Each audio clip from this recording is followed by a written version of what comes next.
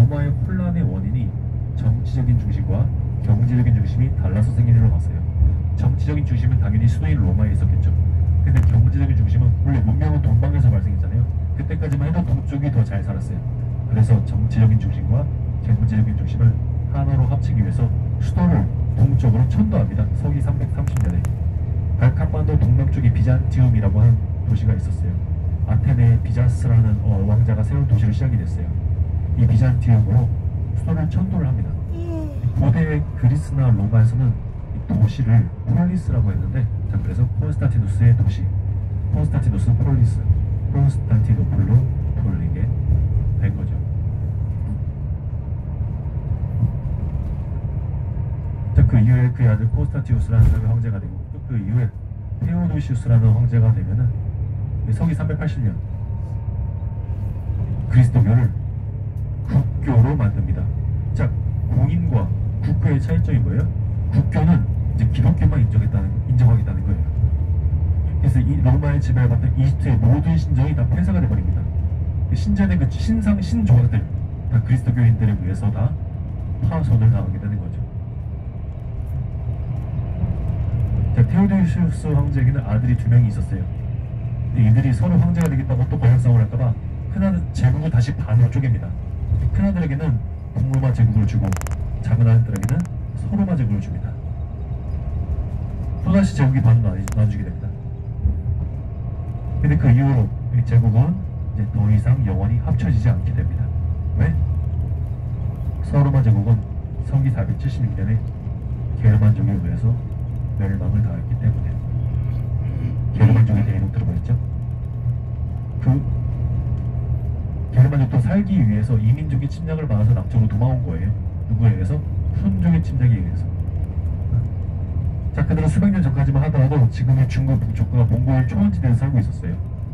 그래서 한 번씩 이 정착민인 한족, 중국의 한족 남쪽에 내려서 한족들 삥 뜯으면서 약탈하면서 그렇게 살았던 유목민족이었었죠.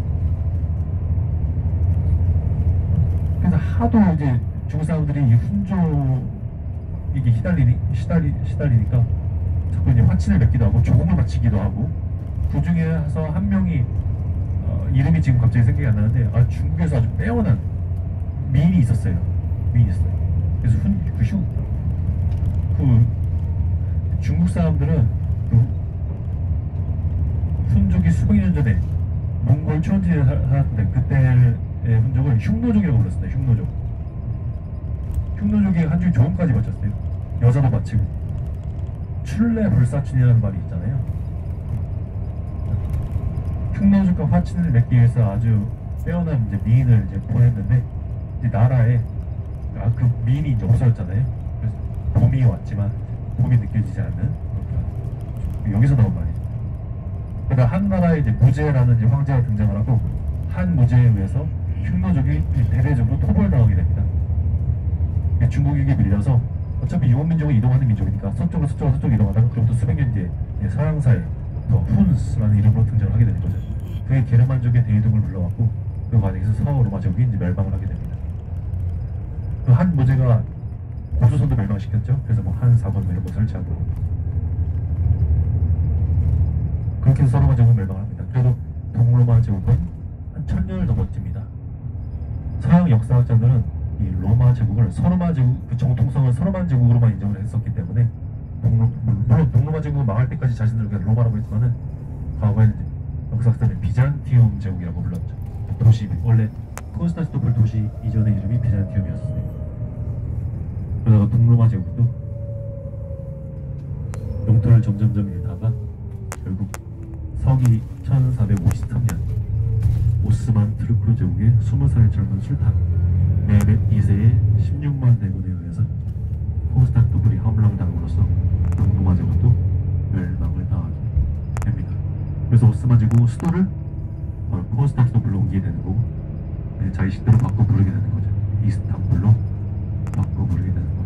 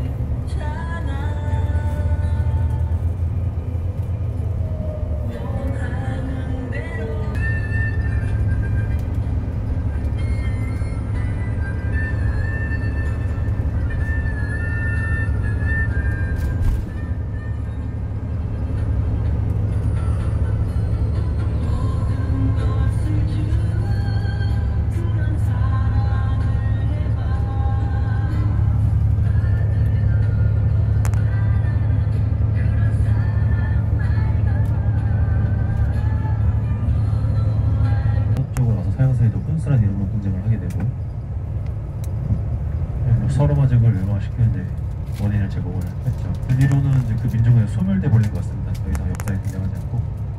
근데 그 용민족들이 다 서쪽으로 간 건 아니었던 것 같아요.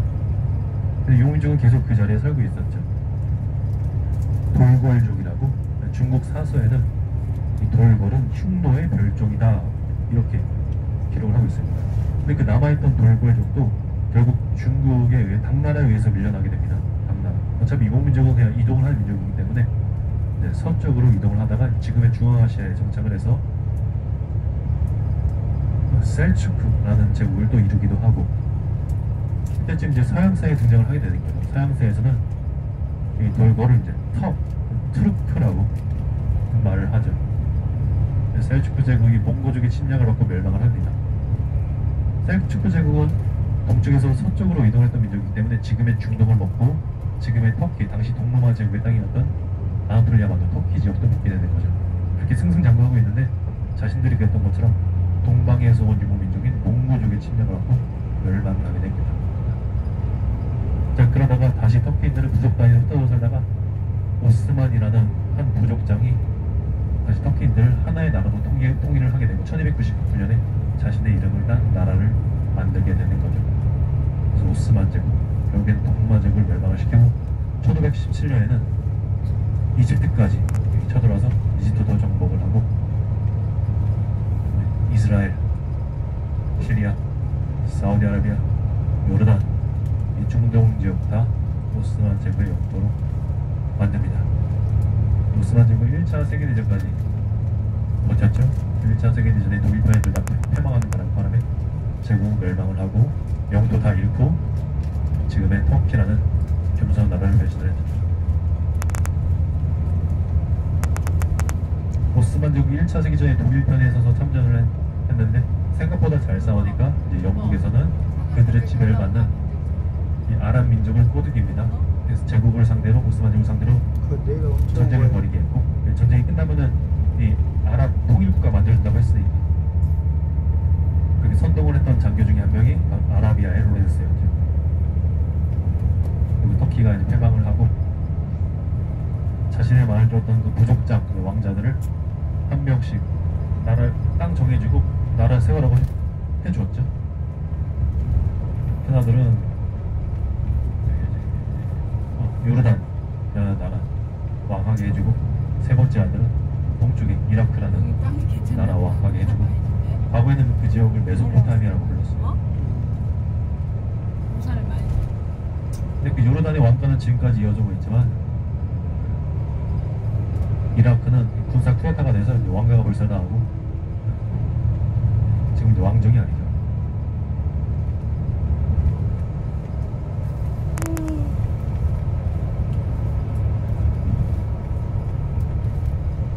사우디아라비아는 사우드라는 전쟁을 잘하는 부족이 오스만 제국이 패망한 틈을 타서 지금의 사우디아라비아 반도를 차지를 해서 그 사우디 가문이 아라비아 반도를 지배하기 때문에 사우디아라비아 왕국이라는 나라를 만들었죠.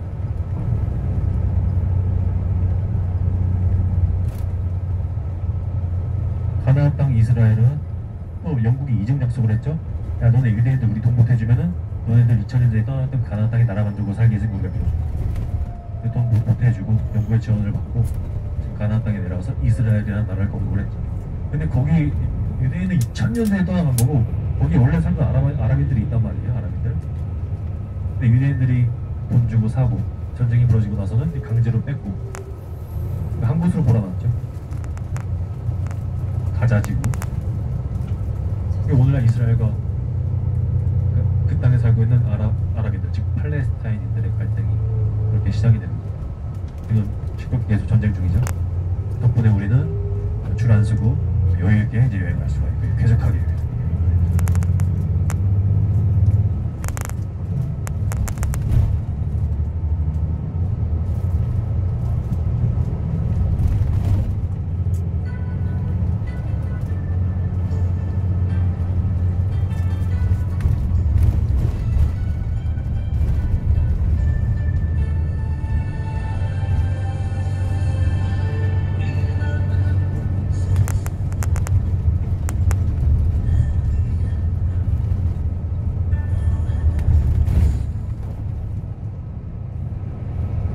살려면서 자꾸 유대인들이 발라내릴게요. 그러니까 서기 130년 경에도 예루살렘을 중심으로 유대인들이 발라내릴게요. 그때 왕은 5형제 중에 한 명이었던 양성애자, 순방을 가장 많이 다녔다는 하드리아누스 황제였었고, 하드리아누스 황제가 자꾸 기적시키려니까 그때 유대인들을 다 쫓아내버리는 거예요. 이 땅을, 유대인들 이 땅에 살지 마, 더 이상 살지 마. 자꾸 이 땅에 살아가지고 발라내리는데 들어오지 마. 그때 다 쫓겨난 거예요. 나라 없이 이제 유럽 대륙을 떠도는 유랑민족 생활을 시작하는 거죠. 이산이라고 해서 디아스포라라고 하죠. 하드리아누스 그 황제가 유대인들 다 쫓아낸 겁니다.